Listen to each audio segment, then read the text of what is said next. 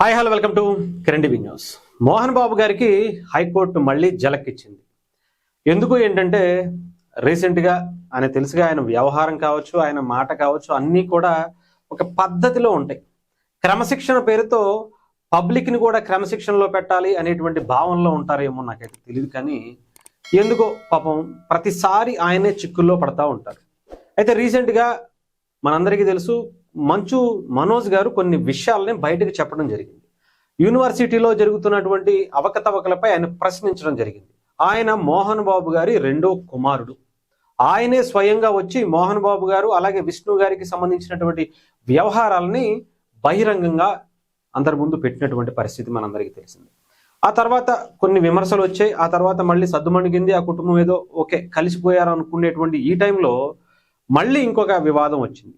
అదేంటి అంటే, కొంతమంది విద్యార్థి సంఘ నాయకులని వాళ్ళ బౌన్సర్లు కిడ్నాప్ చేసి చంపేయబోయారు అనేటువంటి దాని మీద అతని మీద కేసు నమోదైంది. ముఖ్యంగా ఎవరైతే మోహన్ బాబు గారు A3గా ఉన్నారు, A2గా మంచు విష్ణు గారు ఉన్నారు, A1గా వీళ్ళిద్దరికీ సంబంధించినటువంటి PROగా ఉన్నటువంటి సతీష్ అనేటువంటి ఒక వ్యక్తి మీద A1గా పెట్టడం జరిగింది.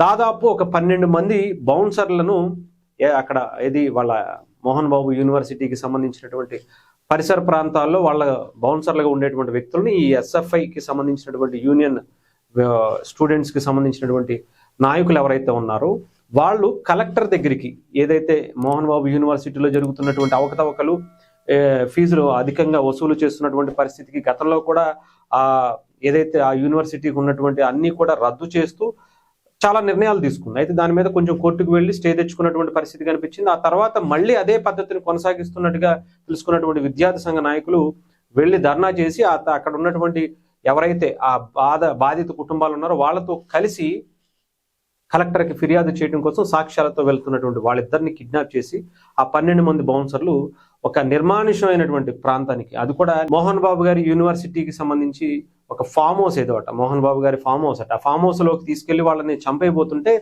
కొంతమంది రెడ్ హ్యాండెడ్గా పోలీసులు వాళ్ళని తీసుకుని వెళ్ళి పోలీసులతో రెడ్ హ్యాండెడ్గా పట్టుకోవడం అనేది కూడా జరిగింది. ఆ 12 మందిని అరెస్ట్ చేసినటువంటి పరిస్థితి కూడా కనిపించింది. ఇదిగో ఇంతకుముందు ఇక్కడ మనం చూసుకోవచ్చు. తిరుపతి విద్యార్థి సంఘాలకు సంబంధించినటువంటి నాయకులు మోహన్ బాబు గ్యాంగ్ 13 మంది అరెస్ట్ చేసి ఈ నెల 3వ తారీఖున వినోద్ కుమార్ అక్బర్ను కిడ్నాప్ చేసినటువంటి ఘటనలో వీళ్ళందరినీ కూడా అరెస్ట్ చేశారు.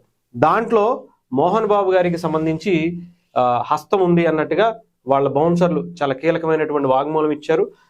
దాంట్లో A1, A2, A3గా విష్ణు గారిని, మోహన్ బాబు గారిని, అలాగే సతీష్ అనేటువంటి PROని కూడా పెట్టడం జరిగింది. అయితే దీని మీద అరెస్ట్ చేసేటువంటి అవకాశాలు చాలా ఉన్నాయి. ఎందుకంటే సాక్ష్యాధారాలతో సహా మోహన్ బాబు గారి హస్తం దీని వెనుకుంది, మంచు విష్ణు గారి హస్తం దీని వెనుకుంది అనేటువంటి తెలిసినటువంటి న్యాయస్థానం అరెస్టు చేయడానికి అవకాశం కల్పిస్తున్నట్టుగా పోలీసులు కూడా దానికి సిద్ధమవుతున్నట్టుగా తెలుస్తూ ఉంది. దాని మీద నా ప్రమేయం ఏమీ లేదు, దీని నుంచి నాకు ఎటువంటి సంబంధం లేదని చెప్పి హైకోర్టుకు వెళ్ళారు. హైకోర్టుకు వెళ్ళిన తర్వాత కూడా హైకోర్టు సాక్ష్యాలను పరిశీలించి డెఫినెట్గా మీకు బెయిల్ ఇవ్వటం కుదరదు, బెయిలే కాదు అసలు ప్రస్తుతానికి మీరు విచారణకు హాజరవ్వాల్సిందే, అరెస్ట్ చేయకుండా మేమైతే మీకు స్టే ఇవ్వము అని చెప్పేసి హైకోర్టు కూడా తీర్పు ఇచ్చినటువంటి పరిస్థితి కనిపిస్తూ ఉంది.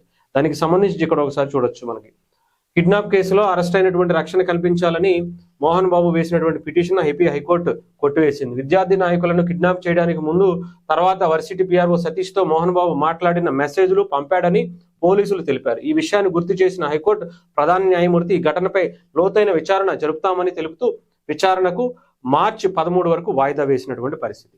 అంటే చాలా బలమైనటువంటి సాక్ష్యాలు దొరికాయి. ఆ ఇద్దరు యూనివర్సిటీకి సంబంధించినటువంటి ఎవరైతే విద్యార్థి సంఘ నాయకులు ఉన్నారో వాళ్ళ మీద చేసినటువంటి అటాక్, దాంట్లో అటాక్ చేయడానికి కారణంగా వెనకాల ఉన్నటువంటి మోహన్ బాబు గారు, విష్ణు గారు, PRO ముగ్గురు కూడా వాళ్ళతో బౌన్సర్లు 13 మందితో ఎంతమందితోనూ వాళ్ళ సంభాషణ జరిపినట్టుగా, మెసేజ్లు పంపినట్టుగా, వాళ్ళని తీసుకెళ్లి చితకబాదేయండి అని చెప్పినట్టుగా, అవసరమైతే లేపేయండి అన్నట్టుగా కూడా వచ్చినటువంటి మెసేజ్లు అంతకుముందు మాట్లాడినటువంటి పరిస్థితులు అయితే కనిపించాయి. సో ఒక బలమైనటువంటి కేసులో సాక్ష్యాలతో సహా మోహన్ బాబు గారు ఈసారి అయితే ఇరుక్కున్నట్టుగానే కనిపిస్తుంది. ఇప్పటి వరకు చాలా యూనివర్సిటీ మీద, చాలా అవకతవకల మీద వాళ్ళ అబ్బాయి బయటకు వచ్చినటువంటి ఈ టైంలో మరి పోలీసులు ఆయన్ని అరెస్ట్ చేస్తారా, లేదంటే వెనకాల ఏమన్నా రాజకీయ బలంతో మోహన్ బాబు గారు మళ్ళీ బయటకు వచ్చేటువంటి ప్రయత్నం చేస్తారా అనేది చూడాలి. ఎందుకంటే ఒక పక్క చంద్రబాబు నాయుడు గారితో సన్నిహితంగానే ఉంటాను అంటారు, నా స్నేహితుడు అంటారు. ఇంకో పక్క జగన్మోహన్ రెడ్డి గారికి ఆయన నా బంధువు అని చెప్తాను ఉంటారు. ఇద్దరితో కూడా సమానమైనటువంటి ప్రక్రియ చేసుకుంటూనే ఎక్కడ ఎవరితో ఉండాలో అలాగా ఆయన బిజినెస్ కి ఆయన వ్యవహరించడం అనేది జరుగుతూ ఉంటుంది. ఆయన బిజినెస్ చేసుకోవడం కోసం రెండు పార్టీలకు సంబంధించినటువంటి నాయకులతో, ప్రభుత్వాలతో కొంచెం సాన్నిహిత్యంగా ఉండేటువంటి ప్రయత్నం చేస్తూ ఉంటారు. కానీ ఒకంత ఎక్కువగా చంద్రబాబు నాయుడు గారిని, కూటమి ప్రభుత్వాన్ని కూడా గతంలో కావచ్చు, ఇప్పుడు కావచ్చు విమర్శించినటువంటి పరిస్థితి కనిపిస్తుంది. మరి ఈ టైంలో కూటమి ప్రభుత్వం సహకరిస్తుందా, దీనికి సంబంధించి ఏమైనా సాల్వ్ అయ్యేటువంటి పరిస్థితి ఉందా లేదా అనేది చూడాలి.